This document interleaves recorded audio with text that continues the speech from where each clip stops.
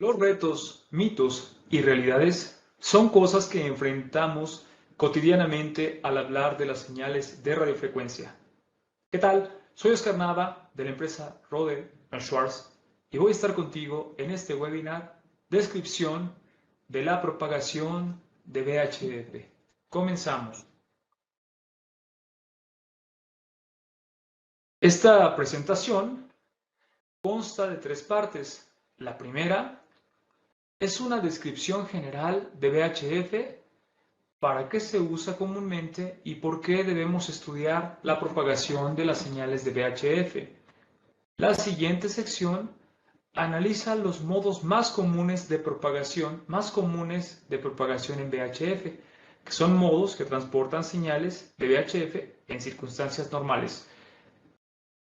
La tercera y última sección vamos a proporcionar algunos de los modos de propagación de VHF menos comunes y explicaremos cómo incluso estos modos menos comunes siguen siendo importantes en muchas aplicaciones. La definición estándar de VHF es una frecuencia que va de 30 a 300 MHz. En cuestión práctica, los modos de propagación de VHF a menudo se aplican a señales hasta varios cientos de megahertz o incluso hasta llegar a giga. Sin embargo, como vamos a ver en esta presentación, la propagación puede variar sustancialmente, incluso dentro del rango de frecuencia de VHF, dentro del rango de frecuencia tradicional. VHF es comúnmente utilizado en aplicaciones como la radiodifusión. Son, por supuesto, radio y televisión en la mayoría de las comunicaciones, son muy conocidas globalmente. Y algunas de las comunicaciones bidireccionales para establecer contacto, ya sea en tecnología análoga o digital, esto no aplica para tecnología de telefonía celular. También hay servicios de telemetría. Tenemos servicios de instrumentación para radionavegación, que es utilizada en la aviación. También se utiliza en los sistemas de radar más modernos que operan en señales de VHF. Esto es para evitar los sistemas anti-stealth que utilizan este rango de frecuencia para minimizar la efectividad de la tecnología furtiva. Ok, entonces veamos, la propagación de VHF suele ser muy diferente a la propagación de las señales de HF. Vale la pena mencionar algunas de estas diferencias.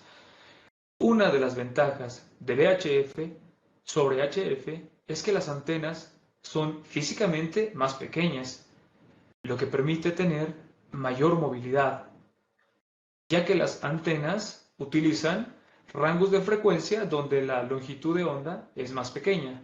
Esto hace que VHF sea más adecuado para uso móvil y portátil, ya sea con radios de mano o plataformas como son los vehículos, barcos o aviones. VHF también es una rango de frecuencia que nos permite utilizar anchos de banda más grandes y por lo tanto velocidades de transferencia de datos más altos. Y también tiene menor ruido atmosférico. Tiene también mayor penetración en los edificios. VHF enfrenta algo que se llama también, que es un área de reto, es algo llamado el multitrayecto o multipath. Este tema lo vamos a ver más adelante en la presentación. Bien, mientras que HF generalmente tiene mejor desempeño a larga distancia para aplicaciones globales, es decir, mundiales, VHF está más empleado en diseños de soluciones que se encuentran aplicaciones locales, es decir, rangos no más allá de los 100 kilómetros. Bueno, ¿por qué es importante estudiar la propagación en VHF? Al igual que con otros rangos de frecuencia, la aplicación y la planeación de una misión requiere conocimiento de cómo se propagan las señales para que se pueda lograr cobertura y fiabilidad necesarias. Este conocimiento se puede utilizar para seleccionar equipo, antenas necesarios que vamos a emplear, ya sea como potencias o algunas otras características para hacer toda una solución integral efectiva. Existe una idea errónea donde se ha mencionado que la mejor propagación que hay para VHF o que la propagación en VHF únicamente es en línea de vista. Esto es una suposición generalmente incorrecta. Lo vamos a ver más adelante porque se ha tomado como un gran mito. Bueno, veamos. Tenemos también que considerar los modos de propagación poco comunes, donde más allá la propagación de VHF nos da comportamiento cerca de rangos esperados, dando unas soluciones, dando un desempeño también bastante asombroso.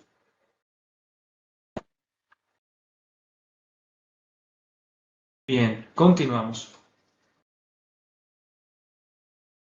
Estas aplicaciones también van para las interferencias, la radiolocalización o para la inteligencia en señales. Vamos a hablar un poco acerca de la línea de visión. La línea de visión real, verdadera o la pura. Esto en realidad es poco común en los entornos terrestres. Esto se debe a que las señales generalmente a lo largo del camino van a encontrar objetos entre el transmisor y el receptor. Dependiendo de la forma de orientación, composición y otras propiedades de estos objetos, la dirección, amplitud, fase o polarización de la señal va a cambiar cuando una señal interactúa con ellos. Cuanto más largo es el camino, entonces tendremos más obstáculos. La señal encontrará más objetos en lo largo de su trayecto, ¿verdad? Entonces, si nosotros tenemos una línea pura de visión, entonces también esto podrá estar limitado por la curvatura de la Tierra, ¿no? Es decir, que no tuviéramos prácticamente objetos que nos interfirieran. Bien. Vamos a hablar acerca de los modos más comunes de propagación de VHF. Entonces, ¿cómo se propagan las señales de VHF en un entorno de vista no pura? En este tema vamos a cubrir los modos de propagación más comunes para VHF. Tenemos la refracción, tenemos la reflexión, difracción y dispersión.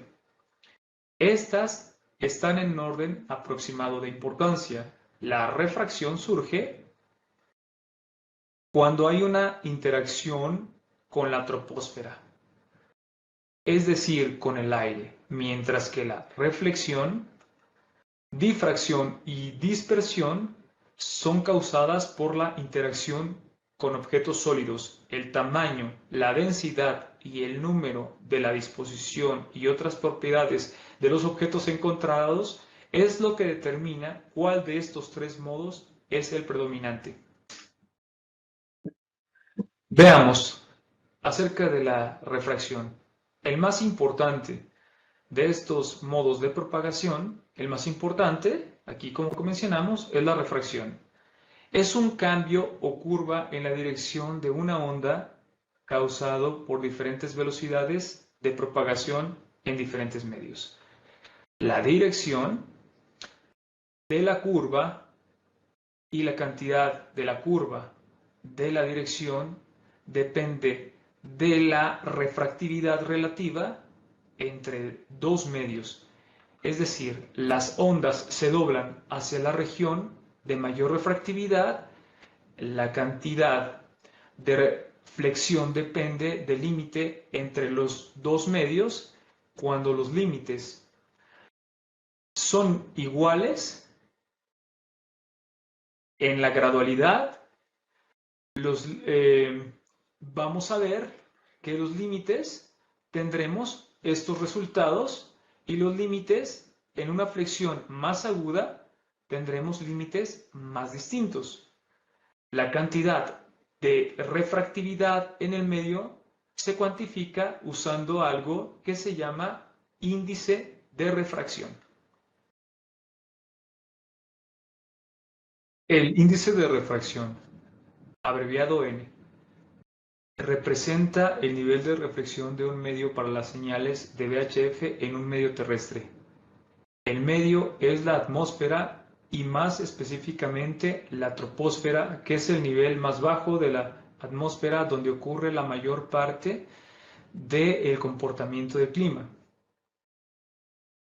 En su mayor parte, la refracción troposférica es independiente a la frecuencia, y esto es diferente a la refracción ionosférica, que a menudo tiene una dependencia de frecuencia muy fuerte. En la troposfera, el índice de refracción es una función de tres variables: temperatura, presión del aire, humedad del aire o contenido de vapor de agua.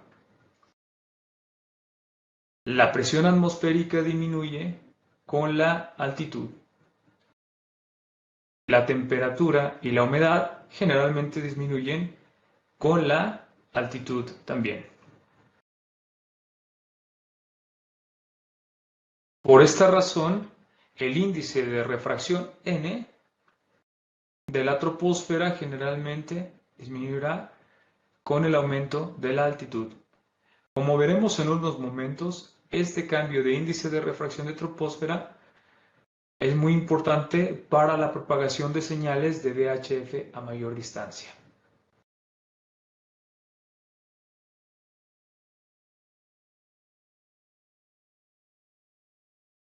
La propagación pura de la línea de visión en VHF estará limitada por la curvatura de la Tierra, es decir, la recepción más allá del llamado horizonte óptico o geométrico no sería posible, pero como acabamos de discutir, el índice de refracción de la troposfera es más grande, más cerca del suelo, por lo que las ondas de radio que pasan a través de la troposfera se refractan hacia la superficie de la Tierra. Por lo tanto, esta refracción hará que las señales VHF sigan la curvatura de la Tierra. Extenderán el horizonte de radio más allá del horizonte óptico. En circunstancias ideales, el horizonte de radio se extiende en aproximadamente un tercio, por lo que es posible que se escuche el fenómeno denominado línea de visión más un tercio. Esto básicamente supone una atmósfera estándar y una trayectoria sin obstrucciones, por lo que la extensión real del horizonte puede ser significativamente menor en condiciones no ideales y no estándar.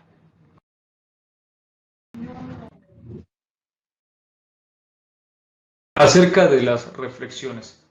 Este tema que vamos a cubrir son las reflexiones. Al igual que la refracción es un cambio de dirección en la onda de radio en el límite de dos medios diferentes a diferentes velocidades de propagación. A diferencia de la refracción, que involucra dos masas de aire, la reflexión generalmente ocurre en el aire sobre un objeto sólido.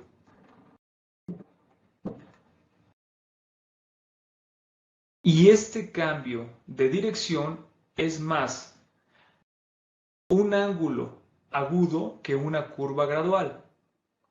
La reflexión también tiende a ser especular, lo que simplemente significa que los ángulos incidentes y reflejados son iguales. La reflexión de la radiofrecuencia es similar a la reflexión óptica.